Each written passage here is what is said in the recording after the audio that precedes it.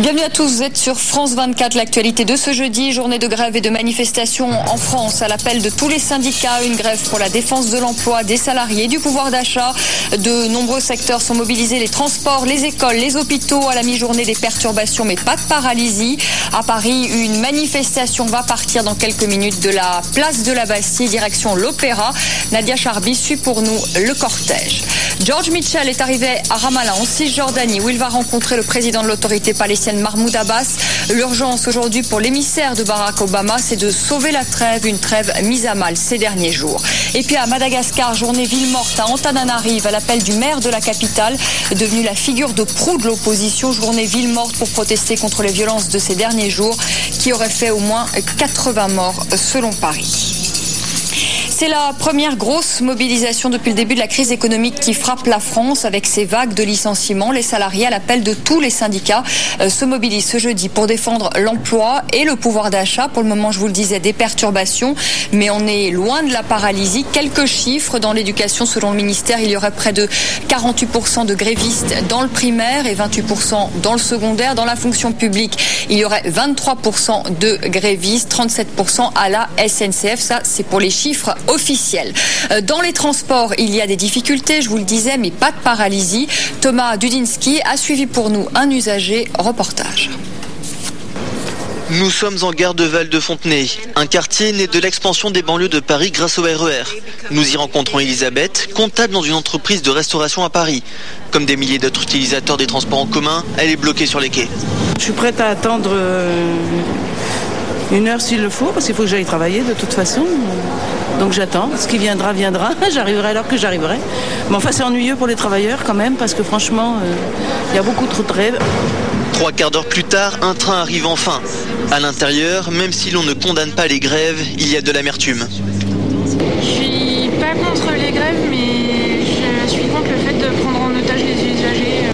À la station de Châtelet, nœud du réseau parisien, certains passagers aimeraient que les grévistes trouvent d'autres moyens d'action. Notamment dans cette période où l'écologie est quand même une de nos premières préoccupations.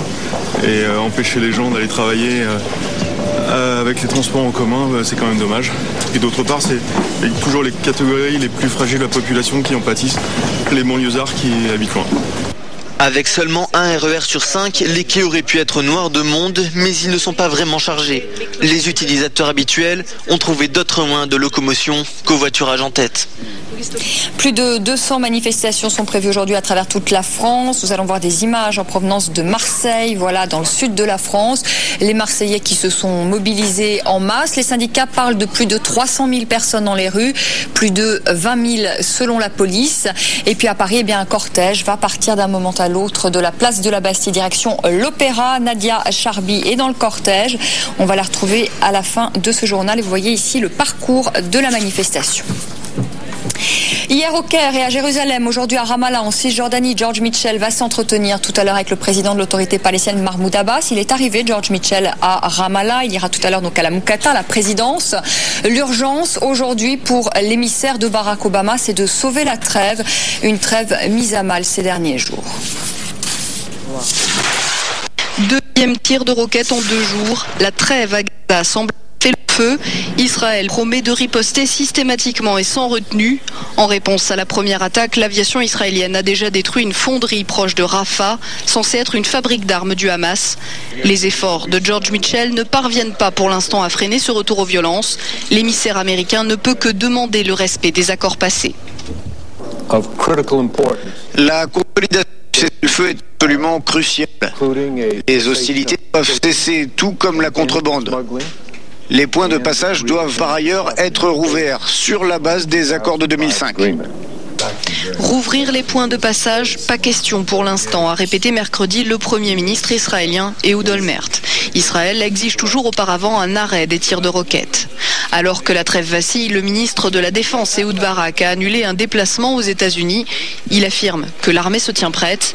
La situation est d'autant plus difficile pour l'envoyé américain que les rancœurs de part et d'autre freinent les négociations. Nous avons un processus de paix dont l'objectif est défini dans la feuille de route.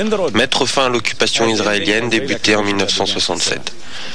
Donc il est temps de faire la paix, pas de lancer un nouveau processus de paix. Pour l'autorité palestinienne, c'est donc à Israël de faire un pas vers la paix.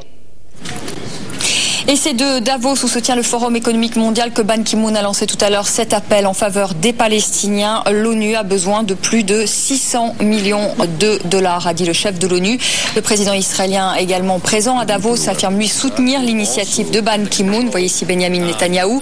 Shimon Peres qui croit en la trêve à Gaza. On écoute tout de suite le président israélien au micro de notre envoyé spécial James André. Selon vous, la trêve va-t-elle tenir ? Je pense que oui.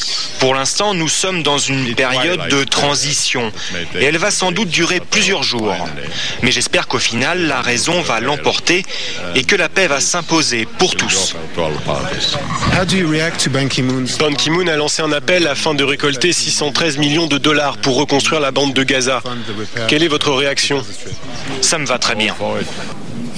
La situation maintenant à Madagascar avec aujourd'hui une journée ville morte à Antananarive à l'appel du maire de la capitale devenue la figure de proue de l'opposition. Journée ville morte pour protester contre les violences de ces derniers jours qui auraient fait au moins 80 morts selon Paris. Et vous voyez ici des images d'aujourd'hui tournées par notre envoyé spécial Franck Berruyer qui se trouve dans la capitale malgache. On revient, si vous le voulez bien, sur les grèves et les manifestations en France. À l'appel de tous les syndicats, une manifestation va partir d'une minute à l'autre de la place de la Bastille où vous trouvez Nadia Charby. Bonjour. Alors tout d'abord, Nadia, est-ce qu'il y a du monde place de la Bastille ? Il commence à y avoir beaucoup de monde, vous allez le voir derrière moi, la place de la Bastille dans son entier a été coupée donc au trafic, à la circulation, donc ça c'est plein, l'avenue Beaumarchais est déjà assez pleine vers l'ouest pour aller en direction de l'Opéra, ça sera la fin du cortège, ici ça commence à vraiment partir, on a l'ambiance, on a la musique, on a les vendeurs de beignets, de sifflets, beaucoup aussi de slogans, donc tout le monde se prépare à ce qui sera une assez longue marche puisqu'il y a quand même 6 heures de prévu pour arriver d'ici à la place de l'Opéra. Alors Nadia, vous avez discuté entre-temps avec des étudiants, avec des magistrats. Quelles sont les revendications des uns et des autres ? Alors vraiment c'est très varié ici, j'ai aussi vu passer des sans-papiers, j'ai parlé aussi à la propreté de Paris qui demande d'une reconnaissance du travail qu'ils font. Alors pour les étudiants la question c'est bien évidemment l'insertion dans le monde du travail, mais aussi comment pouvoir financer leur éducation. Et puis de l'autre côté de la chaîne on a la justice, et là des personnes de la justice de l'enfance qui me disent qu'ils sont à l'autre bout de la chaîne et qu'eux voient les conséquences de la crise, donc une montée dans les comportements délinquants, et qu'eux on leur demande de régler ça par la répression, que ce n'est pas pour ça qu'ils avaient décidé de faire ce métier-là, que leur métier, la qualité de leur métier en elle-même est remise en cause aujourd'hui. Donc on pense bien évidemment au problème que la justice a eu avec la ministre Rachida Dati. Donc ça se ressent ici aussi. Donc c'est vraiment un cri général de ras-le-bol, mais à nouveau au cœur de tout cela, il y a toujours le pouvoir d'achat et bien évidemment la sécurité de l'emploi. Nadia, rapidement, va y avoir durant ce cortège sans doute un temps fort, ça va être la rencontre prévue entre les leaders socialistes et les leaders syndicaux. Tout à fait. Alors c'est bien évidemment un premier test pour Nicolas Sarkozy, cette manifestation, parce que c'est la première grosse manifestation depuis son élection, mais ça l'est aussi pour la gauche qui a élu récemment donc Martine Aubry, qui donc va faire une apparition pendant le cortège, enfin au milieu du cortège, mais a priori elle ne fera pas elle-même la descente jusqu'à l'Opéra. On est de trop mélanger politique et syndicalisme ici aujourd'hui, mais bien évidemment la gauche est de participer au mouvement, sinon de le récupérer. Merci beaucoup Nadia Charby, vous allez suivre ce cortège pour nous qui part, on le rappelle, de la place de la Bastille où vous trouvez et qui va se rendre à l'Opéra, et on vous retrouve bien entendu dans nos prochaines éditions. On termine avec du tennis, on connaît désormais fiche de la finale dames, l'Américaine Serena Williams affrontera la Russe Dinara Safina, et puis chez les hommes, le Suisse Roger Federer s'est qualifié pour la finale, il a battu l'Américain Andy Roddick en 3-7, 6-2, 7-5, 7-5, Federer qui rencontrera en finale soit l'Espagnol Rafael Nadal, soit un autre Espagnol, Fernando Verdasco. Fin de ce journal, à tout à l'heure, merci.